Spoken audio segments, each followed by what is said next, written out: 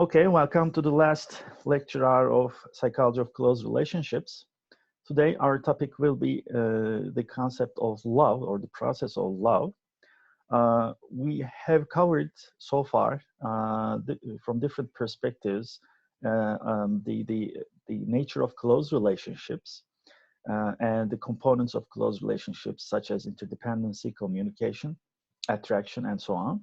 Now, today, my aim is to provide you a general framework about how love is conceptualized in social psychological research and literature. Basically, today's lecture will be more theoretically based. We will investigate the theory of love or triangular theory of love by Sternberg. It's a classic in the literature. And then we will focus on a couple of pieces of research on the validity of this model and how it influences relationship outcomes. So let's get started with some basics. Love is a historical matter. Okay, it's not the psychologists the first time who investigated love. So in history, love has become an important issue in social human life. And when we focus on the history of love, four issues emerge in terms of how love is evaluated by different people and societies who lived in different time periods in history. These four issues are cultural value of love, how sexuality will be involved and the sexual orientation, and the marital status is evaluated.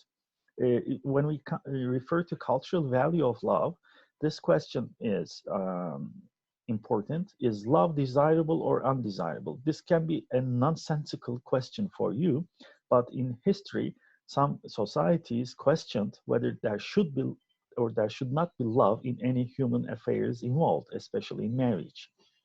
So some believed love is an essential component, whereas some believed love is something unthinkable. People just marry to have children, that's it, okay? So these are some historical and social cultural issues handled in different times. So is love desirable or undesirable was one of the matters. The other matter was the sexuality. Should love be sexual or non-sexual? More romantic or platonic kind of love was exalted by some philosophers or some poets and so on, whereas sexuality was considered to be an essential component, especially in the 20th and 21st century when it comes to love. The third matter that is handled in different time periods by different people is the sexual orientation of the couple who are involved in love affair. Should love be heterosexual or same-sex? This is not a new question which is addressed in the 19th or 20th century. First, it has been a problem in even ancient Greece. And finally, marriage is an important correlate of love. Is love for spouses or other people? In the past, for instance, some people believe that there should not be love, or love is irrelevant to marriage. You just marry to have children, but you might fall in love with other people, no matter you are married or not. Okay, so these are issues, social issues or philosophical issues that were questioned by different people. In ancient Greece, for instance, passionate tutkulu, passionate love is considered a kind of madness. Okay, love is madness, aşk deliliktir kind of point of view. And they believed in ancient Greece that in marriage and family life, there is no place for love, okay? And platonic, non-sexual love is desired, but love referred to a non-sexual platonic relationship between two men. So this means that a man can be married to a woman, and this is marriage. No love is involved in it. It's nonsensical. But the same man can fall in love with another man. So in ancient Greece, love was more conceived as a homosexual kind of or same-sex kind of affair. In ancient Egypt, perhaps you all know this, royal people, the kings and the queens, were used to marry to their siblings. So pedophilia actually was not a diversion, was not a deviance. It was preferred by the royal people. And in ancient Rome, marriage was for producing children, as I told you. Okay, so when we come to the Middle Ages, in 12th century Europe, for instance, courtly love was preferred. What is courtly love? Courtship, kur yapma. Okay, so courtly love means something that fits the royal. Courtly actually, uh, etymologically means something that fits to the royal politeness. Okay, so if you are a part of the royal entourage, okay, if you are the king, the queen, one of the ministers perhaps, or consultants in the royal um, staff, okay, love could be courtly. So it was about being polite. It had a value, okay, and it was preferred, especially between a married woman and the bachelor man or knight, okay. So some hero, let's say, some courageous man falls in love with a married woman, okay. These are different kinds of conceptualizations in the history and how it was experienced. The important point when we look at these different historical views about love is that if you conceive love in a certain way in your mind, you experience it, you actualize it, you realize it in that way. Okay, so when you believe something is in a certain way, you experience that event in a certain way. That's why it's important. In 18th century, love as a reason for marriage was horrifying, unthinkable. Okay, uh, in most Eastern cultures, however, arranged marriages were endorsed and observed. Now, just think about an arranged marriage, okay? You do not, by your own will, choose your husband or your wife. You don't get acquainted, tanışık. You don't get acquainted with your potential future partner, but somebody, the family members, or perhaps the neighbors choose someone who fits you in terms of the properties, matching properties about family, about income, about education level, and so on. So it is called a fine match. Uygun bir eşleşme. Okay, a fine match. A fine match meaning a wealthy man with a polite and polite woman who knows her place. Okay, who fits to the politeness of women, perhaps not perhaps, but mostly virgin. Okay, so in these arranged marriages, we cannot talk about love at the very beginning of the relationship, perhaps, but we will consider this in the upcoming slides.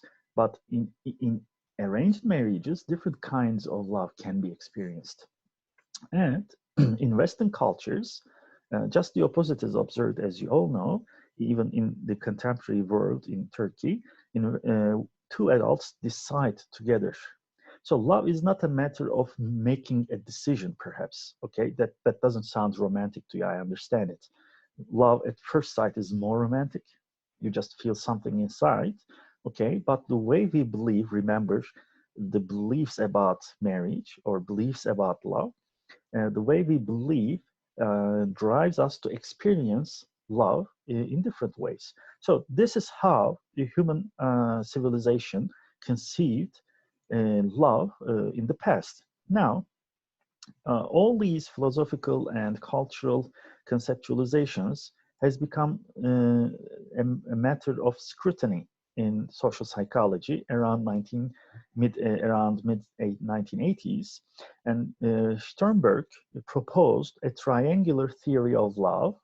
Why does he call this a triangular theory? A triangle has three vertices. Okay, üçgenleri var. Okay, so he believed there are three important dimensions which make up the essence of love, and depending on which dimension is present or absent, or depending on which dimensions are co-present, then the type of love changes. So let's first go through these three dimensions.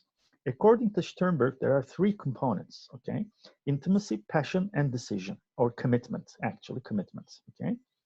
So intimacy component is affective, passion component is motivational, and decision commitment component is cognitive component of the love experience. So what is intimacy? Um, by the way, as you observe here, Sternberg, 1986, A Triangular Theory of Love in Psychological Review, it's a very good theoretical paper. I'd strongly recommend that you read it. There are some details which I'm not going to go into detail, go through in this lecture, but you might like reading it. It's purely theoretical, okay? So you might like reading it, the way he thinks, the way he conceives love, and perhaps you might try to figure out what kind of love appeals to you. So, what is intimacy? Intimacy comprises the feelings of closeness, connectedness, and bondedness in loving relationships. That includes feelings that give rise to the experience of warmth in a loving relationship. So, when you are in love, if you are feeling warm, close, bonded, attached in your relationship, this is how you feel, which refers to the component of intimacy, okay? The second component or dimension is the passion dimension, tutku, okay? It is the motivational component. Passion means or refers to the drives, the motives, the internal states that lead to romance, physical attraction, sexual consummation, and related phenomena in loving relationships. That includes sources of motivational and other forms of arousal. So when we say arousal, it means some physiological activity is involved, okay? Other forms of arousal that lead to the experience of passion in a loving relationship. So that does not necessarily mean sex is involved, okay? But there is some urge to unite in a physical manner, okay? So passion is not only sexual intercourse. Passion can be kissing, passion can be holding the hand of your loved one and so on, but there is some physiological activity in the body, okay? Heart rate increases, blood stream is faster and so on. So this is the motivational component. And finally, the cognitive component of love, according to Sternberg, is the decisional commitment component, or simply commitment component. Commitment refers to the cognitive elements, the ideas, the thoughts, the beliefs, okay? The cognitive processes that are involved in decision-making about the existence of and potential long-term commitment to a loving relationship. Would you like to continue would you decide to continue your relationship or not, okay? And how long? So this is the cognitive component. So feelings, motivations, and thoughts come together at different ratios. They coexist or not, and a different type of love emerges according to which components are involved. Now, this part is taken from Sternberg's original theoretical paper. You might not find it in your textbook, but I think we should go through it, because what is the difference between intimacy, passion, and commitment, other than being the affective, the cognitive or motivational components, respectively. So these three components of love differ among each other in terms of a set of properties. They are different in terms of how they are experienced, okay? So look at the first component, stability. Stability means that some experience is enduring in time. It goes on. So how stable is intimacy as compared to passion and commitment? So stability is moderately high in intimacy and commitment, whereas it's low in passion. So physiological arousal just starts and ends quickly. So it's not stable, it fluctuates, dalgalanır. Whereas if you have warm feelings for some person, most probably these more warm feelings are stable. They do not change overnight, they last. Similarly, commitment is moderately stable, moderately high. So when you compare these three dimensions in terms of how stable each one is, the most stable components are intimacy and commitment components. So this is one kind of differentiation between three components. The second property is experiential salience. Do you remember from your social psychology course what salience is? Let me remind you, salience means that some stimulus in the environment drives your attention, okay? So you attend it. You turn all your conscious faculties to that stimulus so that you process it. So experiential salience means that you attend to this component when it is present in your immediate in your immediate environment or when you're experiencing it. So experiential salience is high for passion. When there is physiological arousal, you quickly become aware of it and all your consciousness is filled with it, okay? As it is the case in sexual arousal. But experiential salience can be high or low. That's why it's called variable for intimacy and commitment, depending on with whom you are interacting. By the way, this triangular theory of love is not an attempt to explain romantic relationships only. So friendship can also be analyzed in terms of intimacy, passion, and commitment. Okay, so in a casual friendship relationship, there is someone you just see this person weekly. Let's say you're not very close, so your intimacy might be low. But if there is a very close friend to you, a dost, let's say, and you're always talking about your secrets and so on, then intimacy becomes very part of your attention, okay? So you become aware of it. Okay, conscious controllability is another property. Conscious controllability means that whether you can control the experience of intimacy, passion, or commitment by using your conscious resources, okay? And as you observe here, passion is not easily consciously controllable. It's automatic, it's physiological, whereas it is high for commitment. You might make serious decisions about commitment. You can control it. You may choose to get married. You may choose to keep on being married with a person, and so on. So it is under your control consciously, and it is moderate for intimacy. You might not always have conscious control over your feelings, but sometimes you might.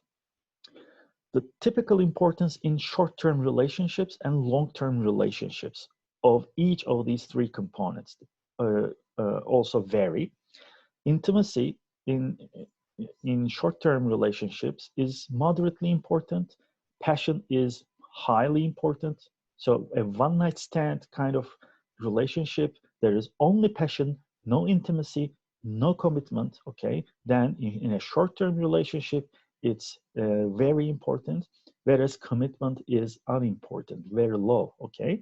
But in long-term relationships, as you just might contrast here, commitment becomes very important as compared to short-term relationships, and the passion component loses its relative importance, but it's still somewhat important. But intimacy is very important now. So as you observe, different dimensions might have different roles in different duration of relationships. Commonality across loving relationships is another comparison dimension.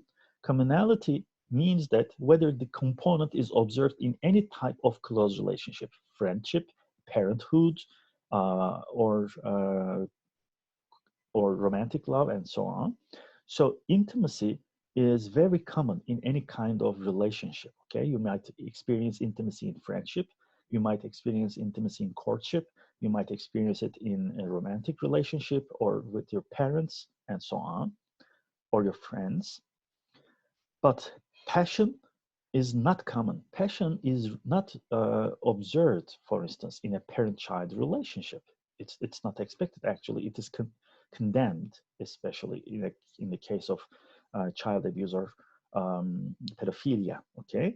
And commitment is moderate depending on which kind of relationship you have. You might have casual friends wherein commitment is not important, but you might have very close friends for years and years, and then it can be very important. So the most common component across relationships is intimacy.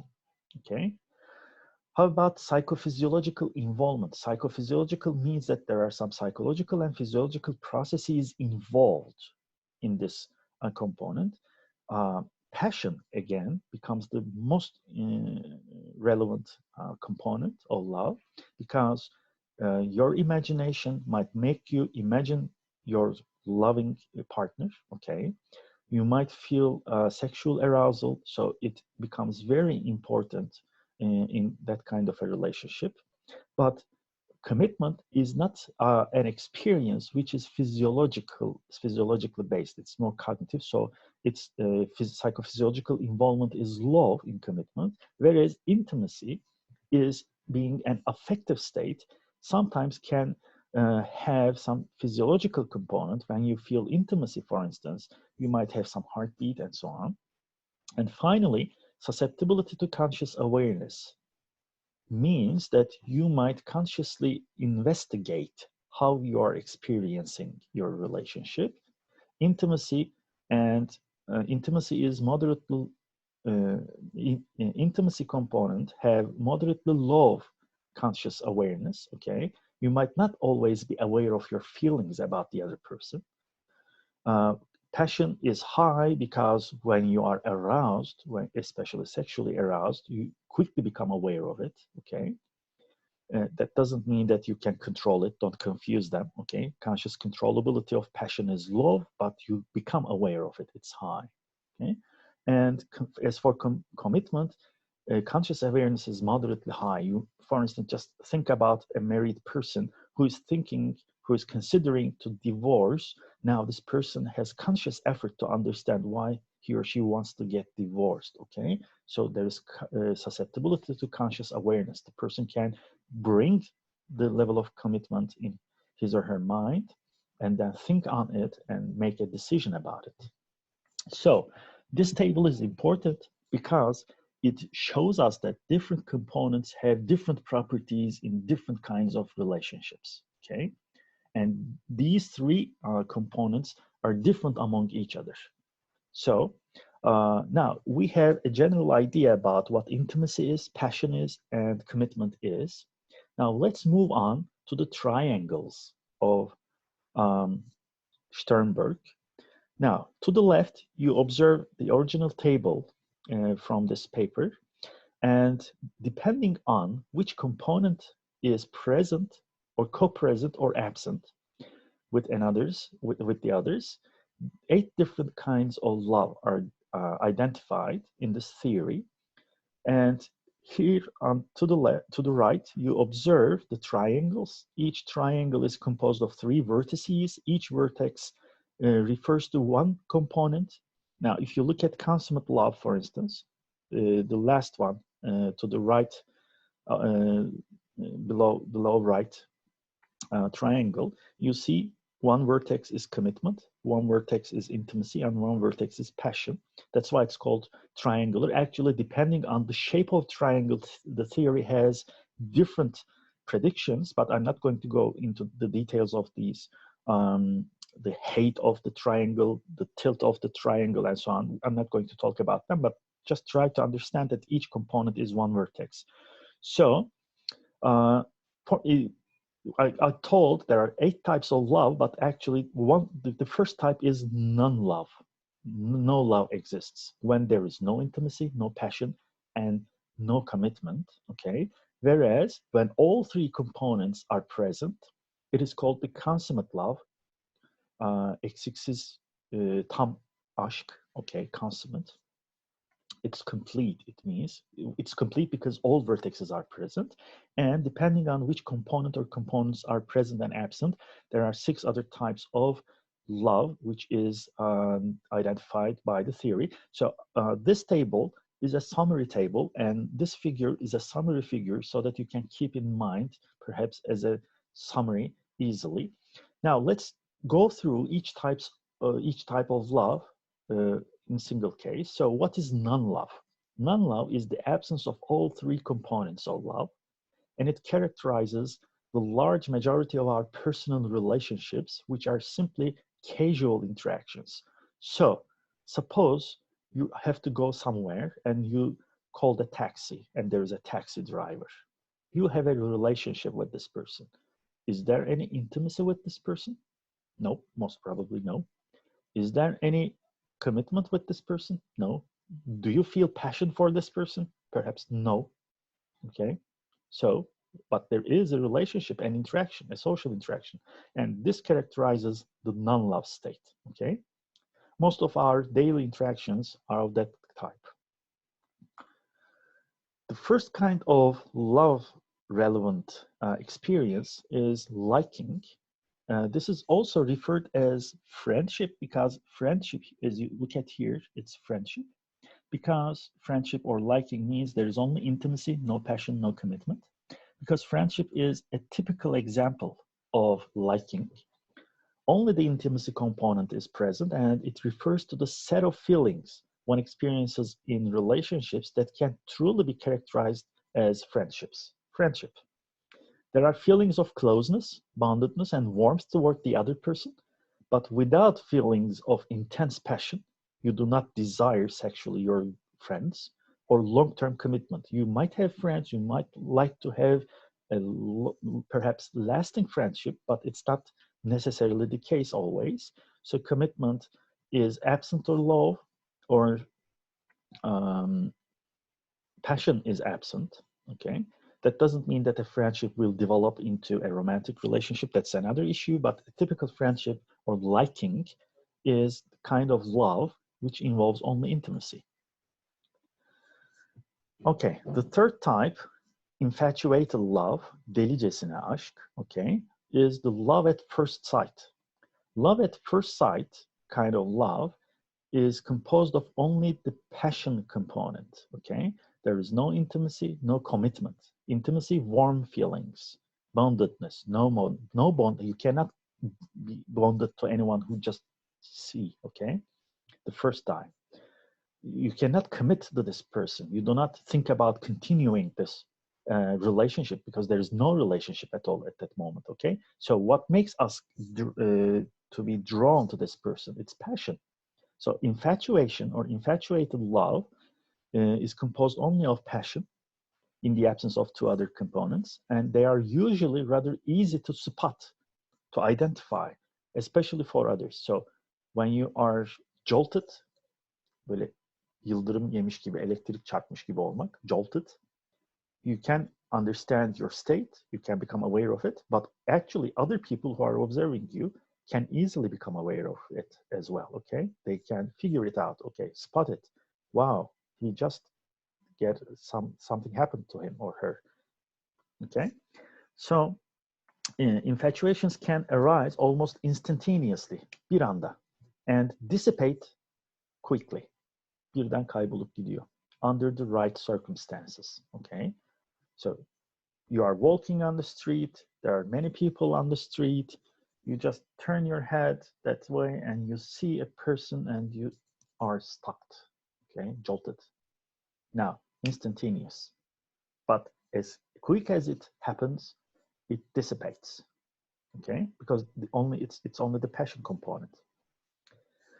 This kind of love tend to be characterized by a high degree of psychophysiological arousal, and it is manifested in somatic symptoms, bodily symptoms such as increased heartbeat, palpitations of the heart, kalp çarpıntısı, increased hormonal secretions, okay, erection of genitals, and so on.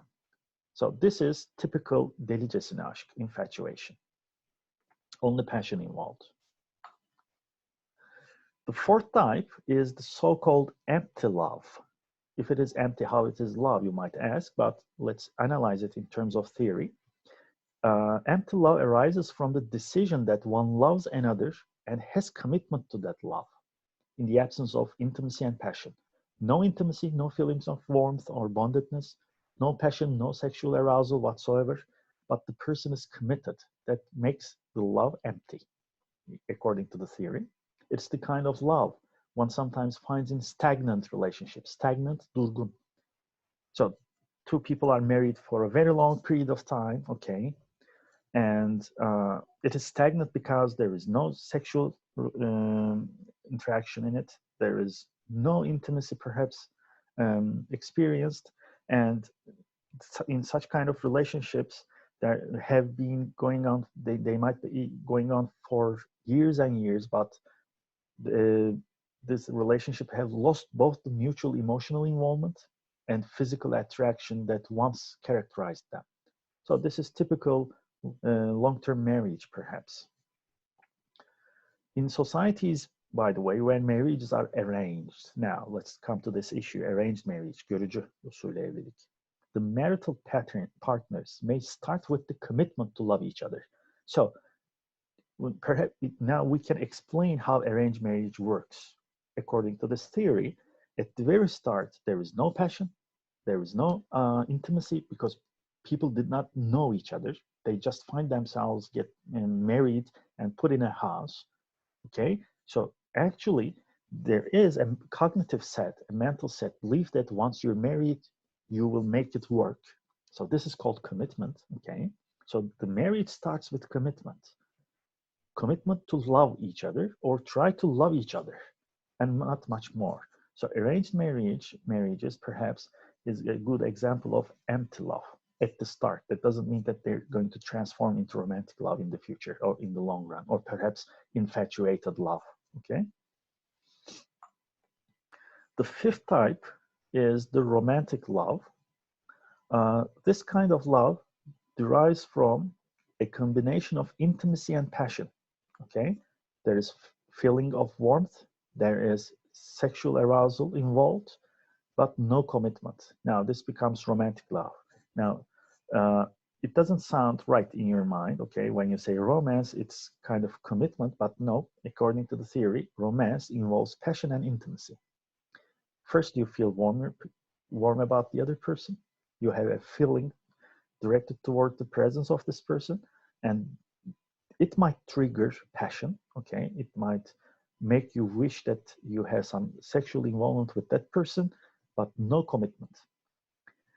It is liking with an added element, the arousal, the passion brought about by physical attraction. Now, physical attraction with warm feelings equals to romantic love, and romantic lovers are not only drawn physically to each other. That doesn't mean that romantic love is a case for making sex. No, there are also bonded emotionality. Okay, so the emotionality goes hand in hand with sexual desire. So typical examples in different cultures is in literature, for instance, Western literature is Romeo and Juliet, Kerem and Aslı in Turkish culture. Okay, so this is typical romantic love, passion and intimacy. Commitment and intimacy now makes up the sixth type, which is called the companionate love. Okay, so you become companions. Okay, this kind of love evolves from a combination of intimacy and commitment. It's essentially a long-term committed friendship. Okay, companion, yol arkadaşı, arkadaş. Companion, committed friendship. The kind that frequently occurs in marriages in which the physical attraction or has died down. Okay, there is commitment, there is intimacy, no passion. Two long-term married people love each other, feel very warm for each other, they are bonded, attached, and they wish to continue this relationship no matter sex exists or not. So it is companionate love. And fatuous love. Fatuous love is the seventh type, aptalca aşk, commitment and passion, no intimacy. So what's this? It's a whirlwind courtship. Just for a while, you have some courtship. Perhaps this is kind of prolonged. Let me remember the word. Okay, I couldn't remember it. Kul yapma, okay? Flirtatious, kind of, okay? There's passion, and the person is flirtatious with the same person, always wants to be in a flirtatious relationship with the same person. That makes it committed. But being flirtatious is about passion. So passion and commitment comes together. This is whirlwind courtship. Just happens. A couple meets on day X, gets engaged 2 weeks later, and marries the next month. Okay. It is fatuous, sorry, or silly or foolish in the sense that a commitment is made on the basis of passion. So these people see each other, get highly aroused about each other because they find each other physically very much attractive.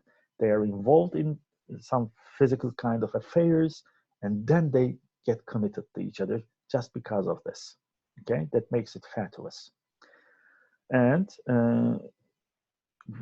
there is no stabilizing element of intimate involvement. So stabilizing means that if there is intimacy, there is no intimacy in this relationship. If you have warm feelings, bondedness, closeness, attachment, no matter you have sex or not, your relationship can continue for other emotional reasons, not necessarily for physiological reasons, okay?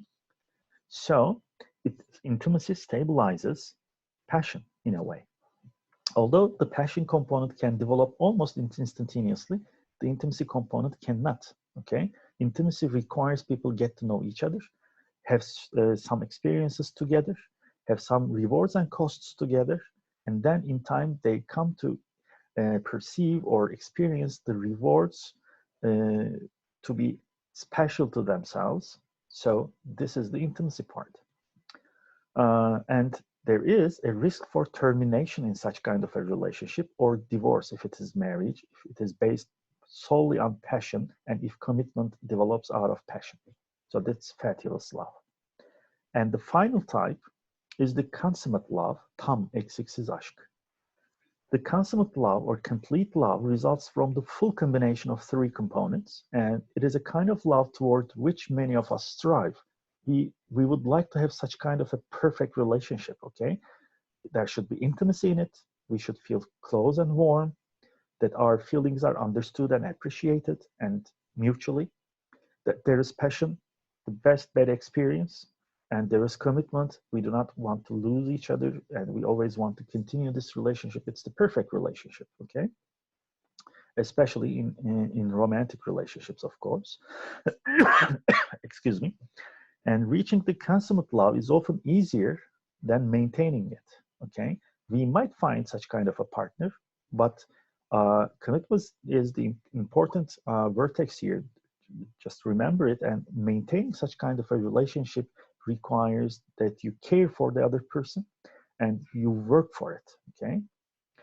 Just remember a rock song by Bon Jovi, labor of love, okay? 24/7, it's a labor of love. So 24/7 means you have to always work it out, okay? You have to work for it, you have to put labor for it. And it's hard to maintain such kind of a relationship. Özen göstermek, in other words. The attainment of consummate love is no guarantee that it will last, but, okay, however, so it might end, but the important thing is that you work for it. The bonding between parents and children at birth might render this love relatively easier to maintain. Now, what does that mean? That's the non-romantic part of this kind of relationship. When one view of marriage is that, you know, people get married so that they have both culturally, religiously, and a personally acceptable way of having children, okay? When you have children, children depend on you as parents, okay? They cannot survive as babies alone. So if there is some sort of consummate love, having children might make maintenance of such kind of a relationship easier because the children depend on you. When you have a parent-child bonding, it ensures that the child will survive, and especially in those formative years, in the first 1 or 2 years, in which the child must depend very heavily on the parents' love and support. So if there is a child, then it might be easier to continue consummate love. That doesn't mean that have children so that your marriage lasts. No, that's not the view. The point here is that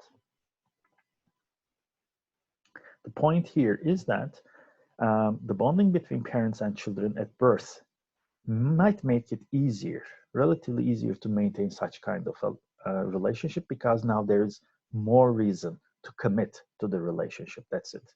Okay. So love, in a way, is functional in the survival of the newborn. Okay, in this point of view. So that's the last type of love. Now, what about empirical evidence about this theory?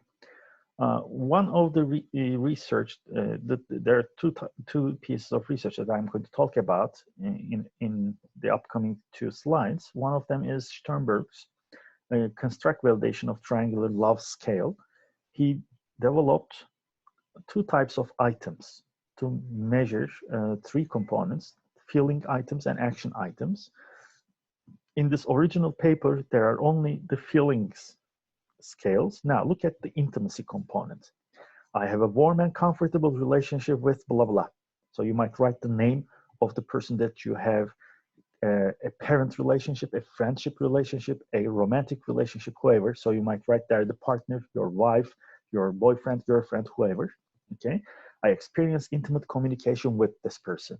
I feel emotionally close to this person. So that's the intimacy part. Okay. And everybody rates each of the items by using Likert scales in terms of how important or how characteristic each of these emotional experiences to this kind of relationship. So that's the intimacy scale in terms of feelings. Passion scale in terms of feelings. I cannot imagine life without this person. I adore this person. I cannot imagine another person making me as happy as he or she does. And let's find here. My relationship with this person is very romantic.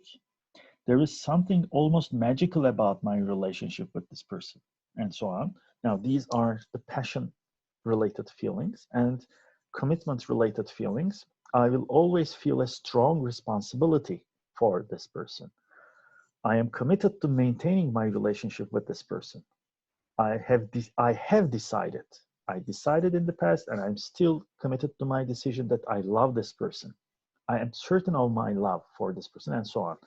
I have confidence in the stability of my relationship.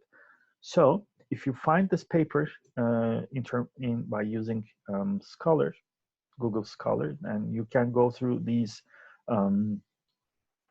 let's say, items and try to make sense of your own relationships, perhaps. Now, so Sternberg developed three subscales. These three subscales are feeling item subscales, and there is the action version of it.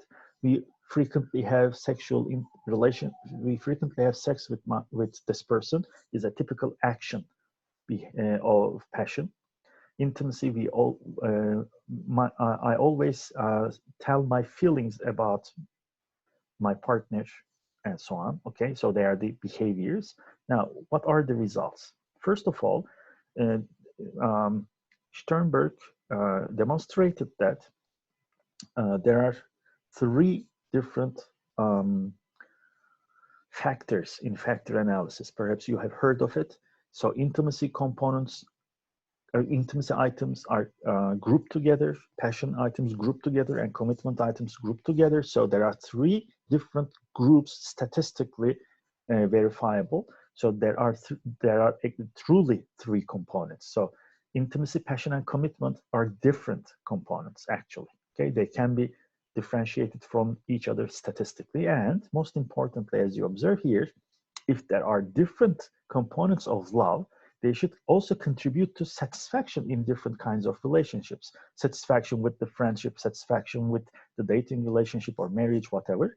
So the observed correlations between each component are very substantial, very high.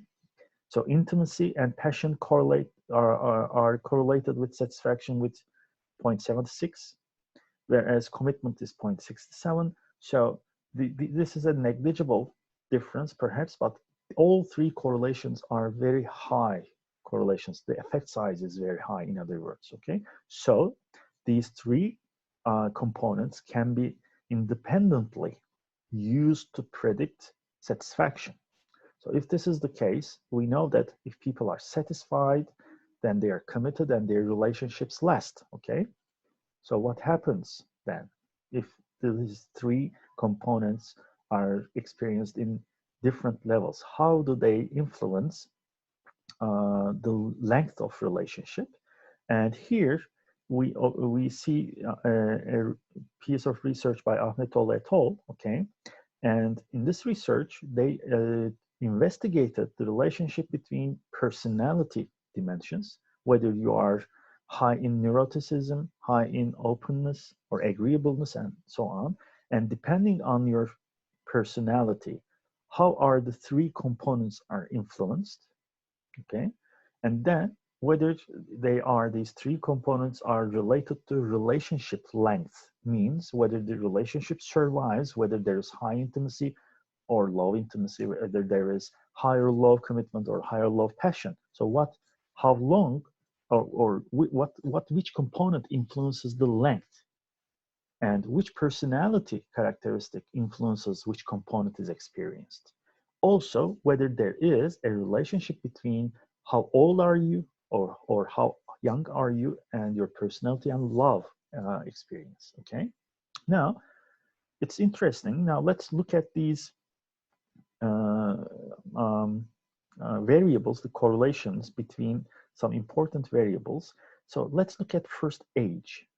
Age is correlated with relationship length. So that's very sensible. Okay, it makes sense. If you are older and still you have a relationship, it means you have opportunity to continue your relationship. But as you observe here, age is relatively unrelated, although it is significant. It's a very small correlation. Age is not that much related to what? To intimacy. As age increases, intimacy decreases, but this is near zero. It's not that important. But as age increases, passion decreases. So it means when you get older, sex will fly away. Okay? Although it's again small, but we see that there's a negative relationship. And as age increases, now the commitment increases. So in long-term relationships here, by looking at these simple correlations, it's not the sex, but it is the commitment which makes the relationship work for longer years. Okay, so relationship length. Okay, so this is the first data we have, or finding, or implication we have. What about relationship length? Which component of love makes a relationship last longer or shorter? Now, intimacy, positively correlated. Although it's small, there's positive correlation. So when intimacy increases, relationship lasts longer. But as for passion, if passion is more important, then relationship length might decrease. This is exactly what the theory says, okay? So infatuated love, where there is only passion, it might last shorter, because physiological experiences are vulnerable to quick habituation. Remember habituation from psychology course, okay? Habituation means that the organism gets used to and starts not responding to a familiar stimulus.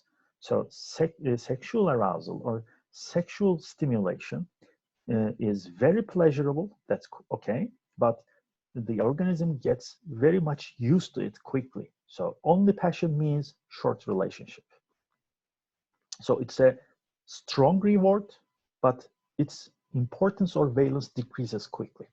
But this is very important now. Relationship length has the highest substantial correlation with commitment.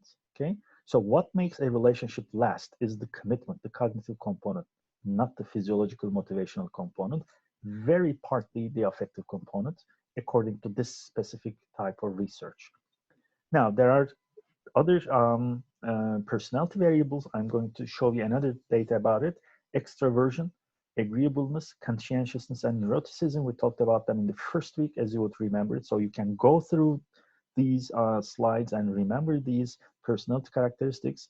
But you can also observe that, okay, intimacy is related to, okay, here, especially agreeableness, Okay, so if you have a smooth personality, that you have smooth social interactions with other people, this is agreeableness. Okay, you do not create problems, you solve problems, you keep it stable in your relationship. So intimacy develops out of being an agreeable person. Kalender meşrep olacaksın ki sevgin tükenmesin ya da sevilmen tükenmesin.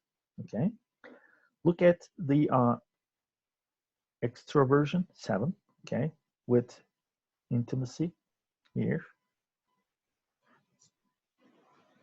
Okay, it's lower. Extroversion is more about passion, as you observe here. Okay, and okay, passion is also related to agreeableness, but other two personality dimensions are not very much related, as you observe here. Okay, so 10 is neuroticism, and neuroticism is always negatively, although it's a small correlation, it's negatively related to passion and commitment. So if you have a generally anxious personality, it is a little bit problematic in experiencing passion and commitment, it means, okay? But these are very small correlations. The most important thing here is that if you're an agreeable person, you have high intimacy in your relationship. Be a nice guy, it means, okay? Now, this is a model, a statistical model showing which variable influences which variable. Now, look at age first. Age is strongly positively related with intimacy. As age increases, intimacy increases. That's one of the important points. As age increases, passion decreases, and as age increases, commitment increases. Then age decreases passion, and as passion decreases, relationship increases. Now look at this the other way. If you are young, you have high passion, you have short relationship duration. If this is one path, okay? If you are old, you have low passion, you have longer relationship. What maintains the relationship then? Of course, commitment, okay? So as age increases, commitment increases, then relationship length increases. So what is the formula for a long-lasting, stable, and satisfying relationship? It's not sex, it's commitment. It is the decision to maintain your relationship and to work for it. And these are the important points. So I'm not going to go into details very much, but agreeableness increases passion, decreases relationship length. This is important. Passion decreases, commitment increases. And as agreeableness increases, commitment increases, and commitment also increases relationship length. So this model in general shows us that if we have an agreeable personality, we might have a positive sexual and committed relationship and high intimacy with our partners, but passion alone is detrimental to a relationship. It should be strengthened with commitment and intimacy. Okay, this is a piece of research showing that three components of love in the triangular theory can have differential effects on satisfaction and relationship length. So it means different types of love will have result in different relationship outcomes, satisfaction and length. So it means that this theory has a utility in understanding our close relationship experiences. Now, that's the end of today's lecture. I hope you enjoyed all the work throughout the semester and you have a general idea about how close relationships are experienced by human beings in social contexts. So it was a pleasure to have you in this class throughout the semester, and I hope you enjoyed it, and perhaps we see each other again in the upcoming years. So for today, bye.